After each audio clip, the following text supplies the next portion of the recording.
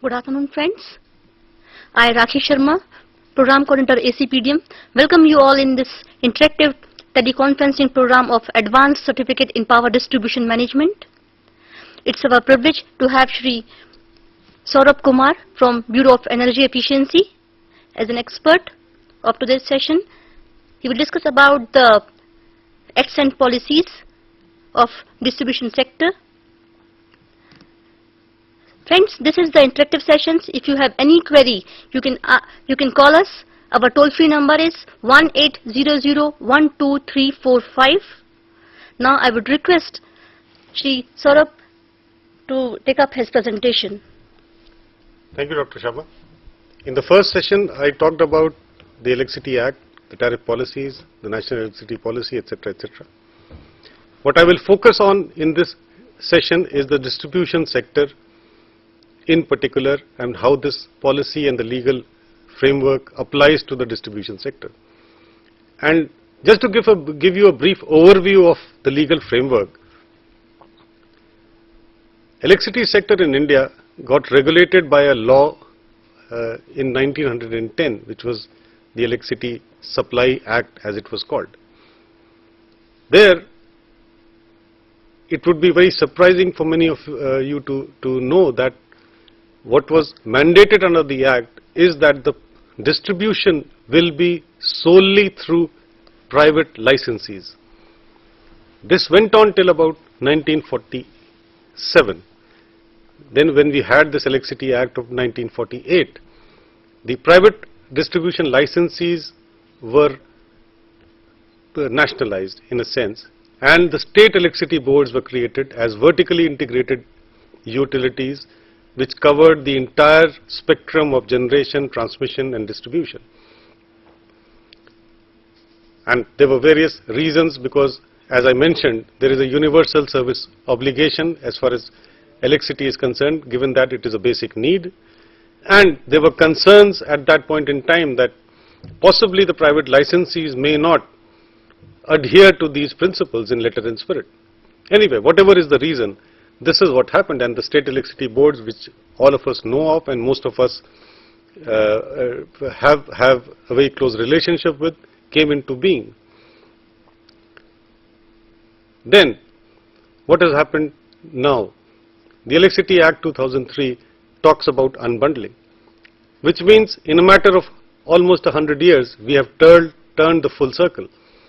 We started off with the private distribution licensees, and today we are talking about creation of a separate distribution utility, whether in private or a public domain, but something which is quite distinct to the transmission and generation efforts of the state governments. So therefore, the focus is back on distribution sector.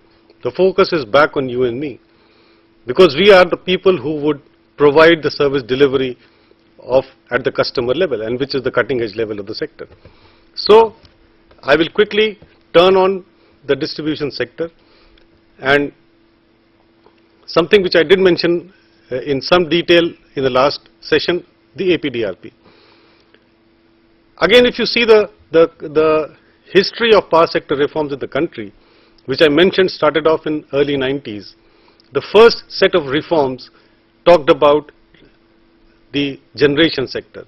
We talked about 100% FDI in generation. We had a tariff which was cost plus, which was inclusive of tax, and gave 16% return on equity in dollar terms. This was done to make the investments in generation very attractive, to attract not just domestic but also foreign capital.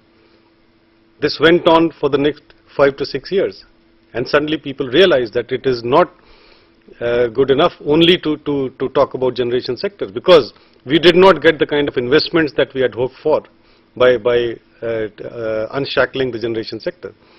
Therefore, for the first time in 2001 March, the Chief Minister's meeting, which was chaired by the then Prime Minister, decided to focus exclusively on distribution sector reforms, because that holds the key for the sector.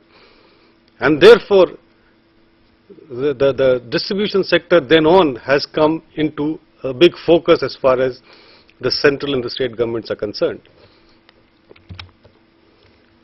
Now what is, I talked about the APDRP, so I will not repeat it any longer here.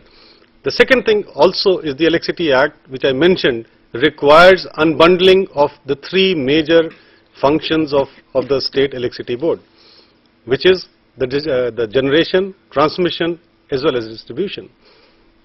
And what is the scorecard as of now? 10 states have already reorganized their state electricity boards. 10 of them have passed reform acts. 3 states, some of them have done it under the Electricity Act, provisions of the Electricity Acts. However, we still have about 8 states who are continuing with their vertically integrated state electricity board. And although it's only something which is a reality, because the Act requires, mandates the state governments to unbundle them. Now why, I mean, you might be wondering why this policy shift has taken place and why there is so much of focus on the fact that you need to unbundle. I'm sure this is an issue which all of you are undergoing in your respective states. And there are questions asked as to why do you want, I mean, what is it that unbundling in states which have done so has achieved? Well, it is not a question of achievement in a very short span of time and judging a policy reform in 2 to 3 years. The basic philosophy of unbundling is very simple, is to track inefficiencies. What was happening in the state electricity boards is that where the exact problem was not being located at all, because of the fact that the focus was not there particularly on generation. And as it happens with all of us, I mean, there are 3 options to choose from, and I have a choice of choosing the 3 options. I will as a human being will go in with the best 2. I shall not look at the third one. And this is precisely what was happening as far as the focus of the state electricity boards were concerned towards distribution. And as I mentioned, this is the cutting edge level. This is, according to me, the most important level insofar as the survival of the sector is concerned. So there is a need to have a stronger focus. And therefore, you need to separate this function so that you not only create a business center in itself, but also get that focus into being which this sector dearly requires. Therefore,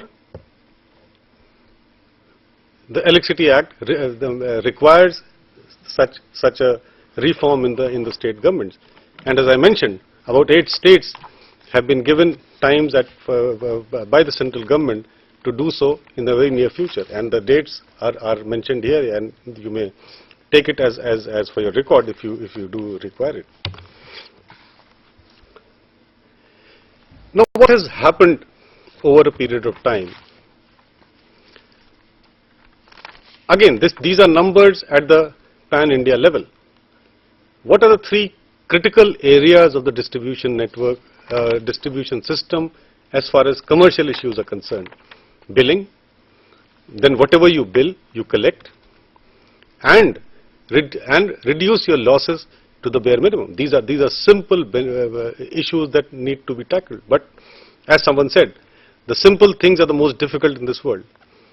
And why you see on the first graph, the billing efficiency, which means the number of people billed as per for every 100 customers, is only about 70%, which means 30% of people are not billed at all.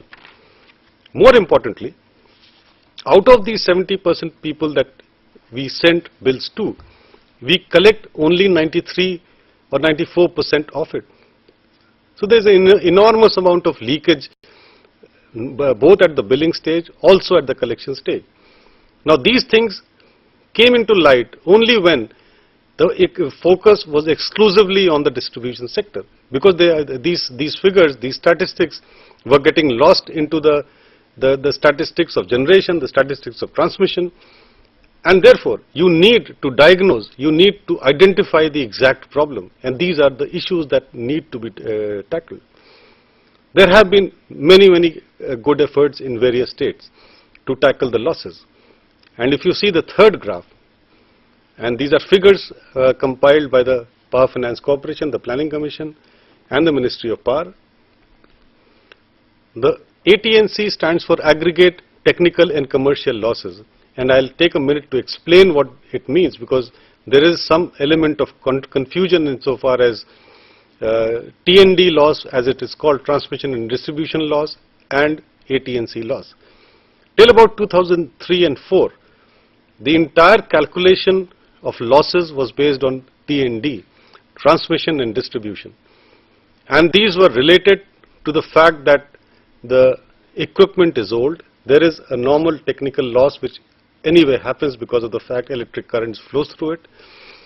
And therefore the philosophy was that if you upgrade the equipments, the distribution transformers, the substations and so on and so forth, there will be a dramatic improvement insofar as the transmission losses are concerned. But again, this is something which has come out of the fact that there was a focus exclusively on distribution sector. The governments realized that it is not just, the losses are not just a technical loss. There is much more to it. And therefore, this term of aggregate transmission and commercial losses came into being. This is a very, very simple formulation which says that X amount of units enter your distribution system. How much revenue are you collecting out of this X? Which means if you are getting 100 units in a distribution transformer, you are collecting only 70 units worth of bills. Then your T&D loss cannot be 20% or 25%. Your loss is 30%. And this is exactly what aggregate transmission and commercial losses talk about. It includes the erstwhile T&D loss, it includes theft, it includes those areas which are not billed at all, it includes those bills which are not collected at all. So this is a kind of a global benchmark at the business center level. And you see in 2001-2, the aggregate transmission and commercial losses were about 39%. There has been a significant improvement in the last 4 to 5 years, and we are reaching levels of about 34%.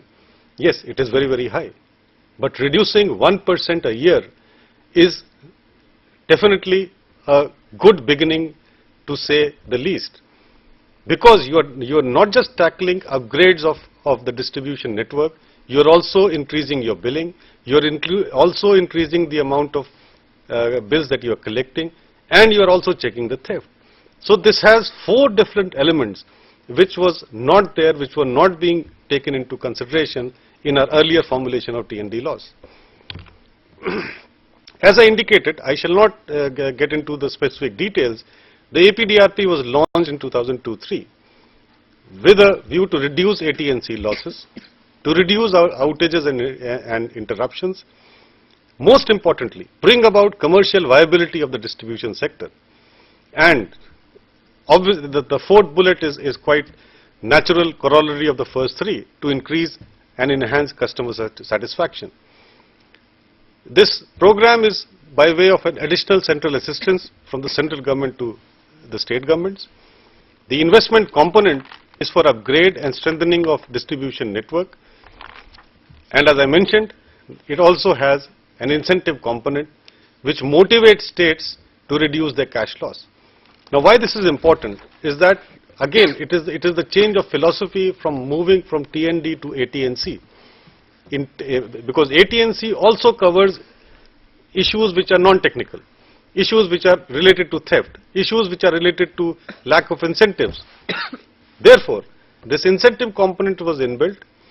It was thought, it has been working well, that if you reduce 100 crores of losses, the central government will give an untied grant of 50 crores. These are the statistics, that the total amount of funds that were utilized in the last 5 years by the state governments, utilities, is somewhere around 12,000 crores. And about 9 states, which is very relevant, the last point, 9 states have shown reduction of cash losses of over 5,800 crores and almost 3,000 crores of incentives, which is by way of untied grants, have been passed on to these states by the central government. This is what is happening. I mean, this is a continuing program. This will continue in the next 5 years as well, although with certain modifications. So I'll just very quickly touch upon these modifications.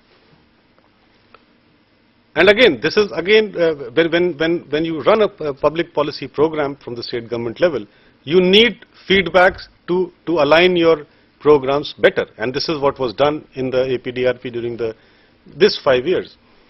There is a need to establish a baseline data, because as I mentioned, we are talking about a business center approach.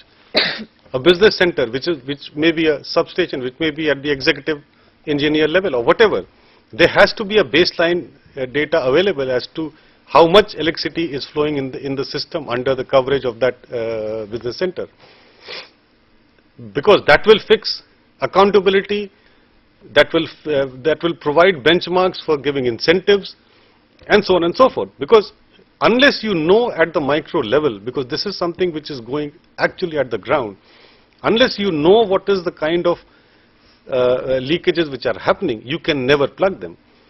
Therefore, this is a very important change which has happened, is to fix baseline data at a business center level. And therefore, the scheme which has now been is under consideration takes use of IT applications, technology, to have this real-time data, because this is a real-time data. It is not humanly possible to collect and correlate and collate this data. You need IT intervention, and this could be by way of energy accounting, energy auditing, and so on and so forth. And this is relevant because it has other spin-offs in terms of demand-side management, which I will just come to in a few minutes. It is important once the business center knows that this is the kind of inputs I have, and this is the results of energy audits. I, as a business center manager, can look at ways and means to plug those loopholes which can exist, which do exist. So it is important. This is an important decision-making input at the business center level. The other part will continue as it was continuing in the last 5 years, is to have investment components for regular upgrades. Then the third part, which is a new addition under the new scheme, is to include an enabling component for implementing APDRP. It is like the incentive regime which I talked about in the last slide, and something which was there in the earlier APDRP. So this incentive has been split up into two. One is an incentive at the system level, that to implement this APDRP in a manner which is required, in a manner where it is necessary. And secondly, and most importantly, which is something for all of us who are working in the utility level, is that this includes incentives for utility staffs and in places where AT&C losses are getting reduced below the baseline levels. And therefore, as I mentioned, baselines at the business center level hold the key. For example, an executive engineer and his team of officers and staff say that they have this IT-enabled energy auditing done at their business center, and by business center I mean a set of substations or a set of whichever way a state utility defines a division in that area. That the AT&C losses are 35%. After a year, it is reduced from 35 to 33. There is this scheme allows for incentives directly to the staff of that business center. So it is very important. It is in the benefit of all of us working in the distribution utilities to understand that this is something which is going to benefit us, and while it and obviously the concomitant benefit is to the distribution sector as a whole. So this is something which is being taken up by the government, and we hope in the next few months this scheme would be put in place. Now, as I mentioned, I will very briefly touch upon the Energy Conservation Act, because this is something where the distribution sector is headed for. When we have these kind of energy audit studies, when we have the baseline data, when we know which consumers are doing what we can do is demand side management. And what is demand side management? It is a very simple phenomenon. And I'll give you a very illustrative example to show what can be done to relieve the networks. Let's say, for example, there is a place which is completely an office space, an area where the peak load occurs between 9 o'clock to, let's say, 12 o'clock or 1 o'clock. And as all of you will agree, managing peak loads is the greatest challenge in the electricity sector. Now, if you have differential timings for different categories of offices, which means, let's say, for example, state and central government offices open at 9 o'clock, the private sector offices open at 10 o'clock, and so on and so forth. The commercial offices, the commercial markets open at 11. Then what you are doing is shifting the peak from 10 o'clock, from 9 o'clock to, let's say, 3 o'clock, which means your 4-hour peak, which could have been, let's say, 1000 megawatt, now becomes a 6 or 7 hours peak at 800 megawatts, which means you have lesser outages during the time. You need to source lesser amount of electricity from the generating company, and obviously it will have an effect on customer satisfaction as well. Similarly, a similar thing can be achieved by something called the time of day metering, where you provide disincentives for people to draw a huge amount of power at the peak time. So once you set these things in motion, when you have a distribution center or a division which is IT enabled, which has the baseline data, the next step is to come out with measures and projects which could ring fence this into a project, and which is a win-win situation for all. So this is what I mentioned here in this slide is the energy efficiency action plan, and I will not go into details at all, but I will only focus on the last on the right hand side, which the heading is issues to be addressed, that we need to reduce barriers for energy efficiency and demand side management, both at the utility level as well as at the state regulatory commissions level. Because this is one area where awareness and information plays a very, very key role. We all know this is happening. We all know that if you use a CFL in replacement to an incandescent light, you reduce your power consumption by 1/5, but we don't do it. There are various factors which affect such a decision, and therefore, when we talk about demand side management at the load level, at the utility level, it requires some more kind of a focus and capacity building. Therefore, this is something which has happened also just before the Electricity Act was the passage of the Energy Conservation Act in 2001. And as I mentioned, energy efficiency, energy conservation is something that we all talk about. All our electricity bills say this in so many words. There are slogans which all of you must be putting in your offices. Save electricity for the benefit of self and nation. Yet, why it is not happening? So, when we talk about such a scenario in terms of economy, in terms of economics, and the word which is commonly used is market failure. That there is a market failure insofar as proliferation of energy efficiency is concerned. And the Electricity Act tries to address those market failures. For example, it talks about promoting standards of efficiencies, mandating those standards, having a certificate of those standards by some credible agencies, and you may have noticed the star labels on air conditioners, on refrigerators, now even distribution transformers, which are given by the Bureau of Energy Efficiency.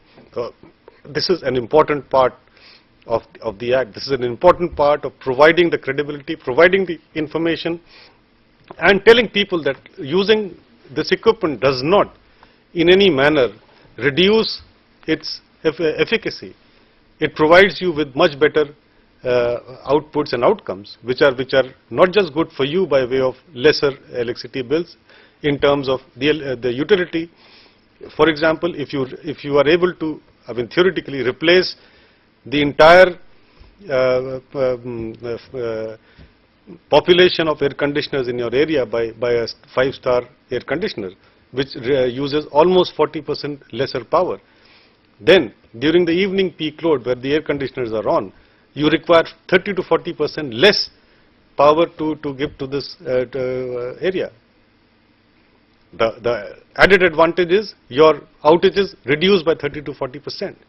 So it has immense benefit, not just for the consumers but also for the utilities and also for the nation as a whole, particularly when we are talking about climate change and the greenhouse gases emissions. As I indicated, the Bureau of Energy Efficiency promotes demand side management by distribution companies, and this is something which I would focus on in some detail in the next 10 to 15 minutes that I have in this session. To enable this to happen, we are shortly coming out with a national demand side management roadmap.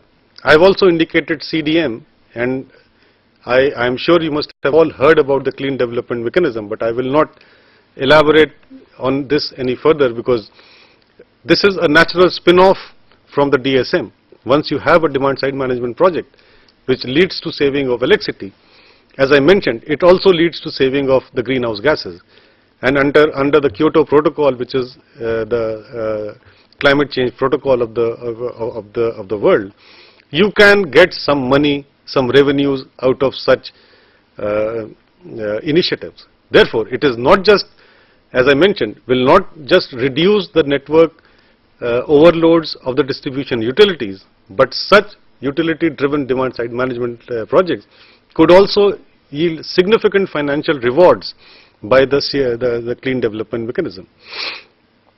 So what we are trying to address through this National Demand-Side Management roadmap is to focus on sectors, because different sectors require different approaches.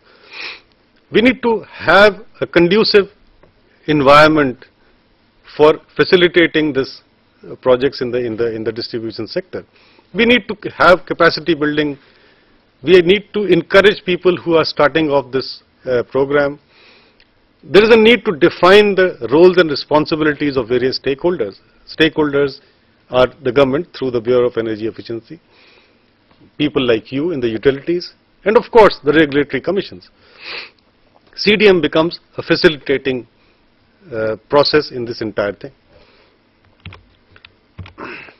This is about the CDM projects, which I will not, these will be probably given to you by the university.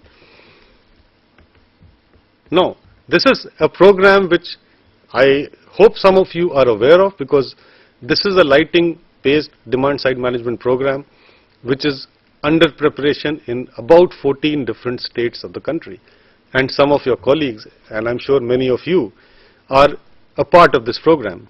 What does this program do is to replace the inefficient incandescent bulbs in the domestic sector by CFLs.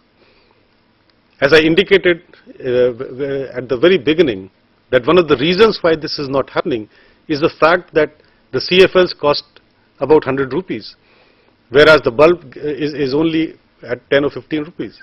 So the first cost is a huge barrier. So what this program intends to do is to reduce the cost of CFLs to rupees 15 And how is it possible? It is by leveraging the clean development mechanism which I just talked about very briefly.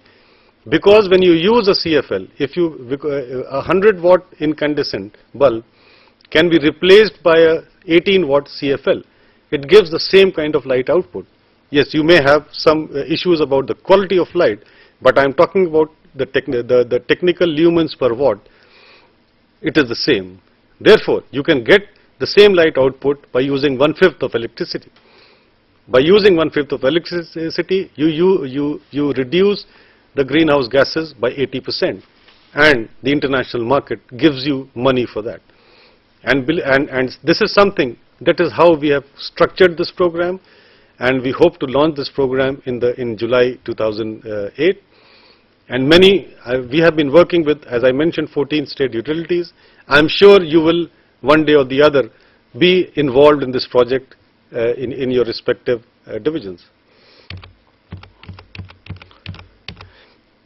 This is something which is also of immense importance to the utilities.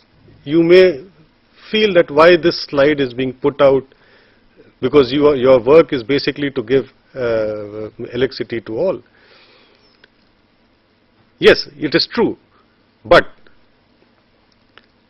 you must, if you go through the statistics of your area, which again will come out when you have an IT-enabled process to do so under the APDRP, you will find that the commercial sector in your division is growing at a much faster rate than what your electricity supply is. At the present moment, the energy consumed in the commercial space is increasing by about 14% per annum, whereas the electricity generation is rising only at about 6%. And this gap is something which needs to be arrested. I am not saying that we should stop buildings from being made. I am not saying that the offices should be closed down earlier. No, there is another better way. You need to encourage buildings to be more energy efficient. And the potential for such is almost 40%. You can reduce your cooling load by 40%. You can reduce your size of transformers by as much as half. You can reduce your connected load if you use energy efficient practice, and it is available. It can be done both for the new commercial space which is coming in and also for the existing buildings.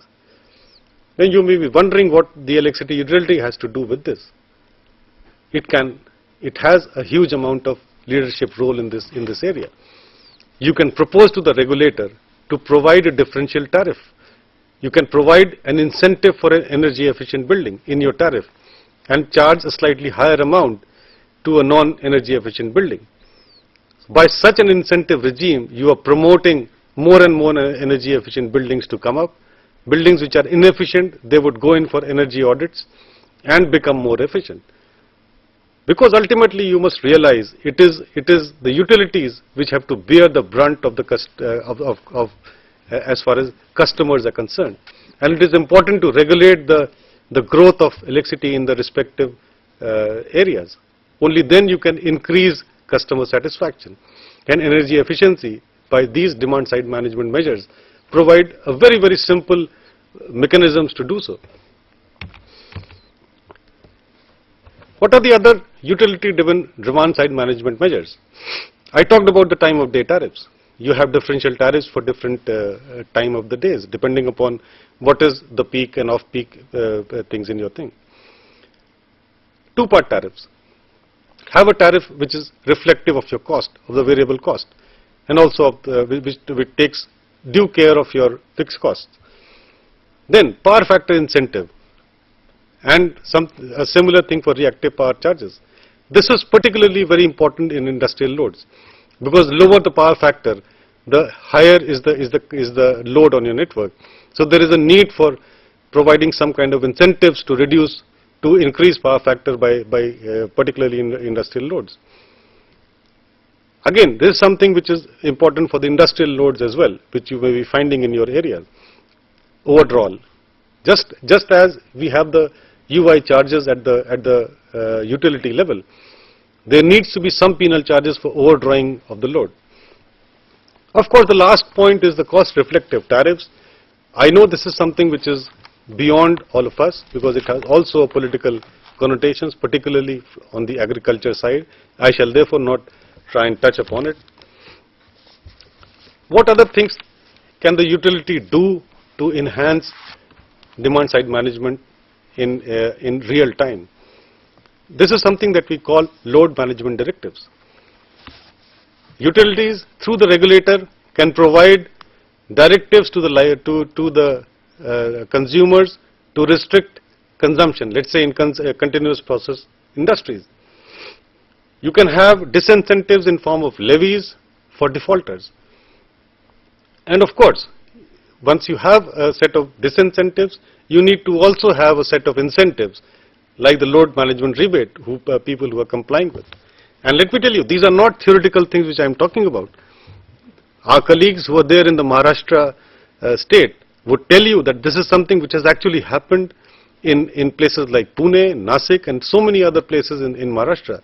Something that is being encouraged to happen in Madhya Pradesh, and a whole set of other places where the regulators are now realizing the value of demand side management. So therefore, this is something which is going to be a reality as far as the distribution sector is concerned. This is something which I mentioned again, regulatory directives, which is driven through the utility. What you also require is a public awareness campaign, particularly when you are talking about energy efficient buildings and lighting and so on and so forth. And when you do all these things, you require some funds, because this is something which is not in the usual sense of the term a project finance. You need to create a separate fund for it. So therefore, utility has to find ways and means to do it. And again, I'll go back to the case of Maharashtra. Maharashtra levied this load management surcharge on continuous process industries, and in a matter of a couple of years, the utility was able to collect something in excess of 20 crores. And this money is now being used for many other demand side management projects, to provide the initial investment, to provide the necessary documentation, and so on and so forth. Now this is something I wanted to focus for just a couple of minutes, because according to me, this is one of the most important areas in the domain of the electricity sector, which is the agriculture and municipal. Almost 35 to 40% of the electricity that gets into the utility system goes for agriculture and municipalities. Now agriculture in most of the states is either free or has a charge which is far less than what the actual cost of service is. Similarly for municipalities, all are owned by the government. Most of you would agree with me that they are one of the biggest defaulters of energy bills. Therefore, there is a need to tackle this area very quickly, because it is in the interest of the utility itself. It can provide, it gets much more electricity to provide service in other areas. And as I also mentioned earlier in the beginning, this has also ramifications on our future, because over exploitation of water by agriculture or municipalities could lead to dangerous situations as far as groundwater levels are concerned. Again, both these things, the major element is pumping, whether it is agriculture, whether it is municipalities. And most of the pumps that we have, we have taken out a survey, we have done this survey. The pumps which are being used in the country have efficiencies of less than 30%. Whereas you have pumps with the conversion efficiencies of almost close to 50%. There is an order of magnitude difference without compromising the fact that your requirements are made good of. Which means if you replace your agriculture feeder pumps with efficient pumps, your requirements in that feeder, the electricity load in that feeder, may go to as low as half. Now you can imagine, with that saved electricity, you can use it for service delivery in other areas where you normally have a load shedding during those times. Therefore, DSM resource acquisition becomes a key element of this DSM policy. Capacity building as I mentioned, is a must, and this program will probably give you some sense as to where we need to move on. We need involvement of private enterprises, and therefore CDM gives this attractiveness. There is a need for development of ESCO market. ESCOs are energy service companies. They come in and make the investment in demand side management and get paid off by the reduced energy charges in that area. We need to have financial instruments to fund these projects, and of course information dissemination is something which is very, very important. Now this is something which I will not stress on, maybe you can read through. Our role is policy guidance at the central level, to provide conducive environments, to identify sectors where this can be done, to disseminate best practices from one state to the other, one utility to the other, so on and so forth. Utilities have to do the awareness programs. They must have people who know about these things. They must identify projects where this can be taken up. And similarly, the regulators have to provide an incentive to the utilities by the regulatory mechanism to undertake DSM programs in their respective utilities. Now that is all that I have for you in the morning. Thank you very much. So this was a very interesting, lucid and informative presentation by Shri Saurabh Kumar, and I hope this interesting session by Saurabh Kumar would help you in effective learning and functioning. And I express my gratitude to Shri Saurabh Kumar, who had spared his valuable time with us and enlightened us on various aspects of the Electricity Act 2003, Tariff Policy, National Electricity Policy, Energy Conservation Act, and APDRP, and Utility-Driven Demand-Side Management. Thank you, sir. At the end, I express my sincere thanks to all the viewers and the learners of this program. Thank you. We wish you all the very best for your exams. Good day.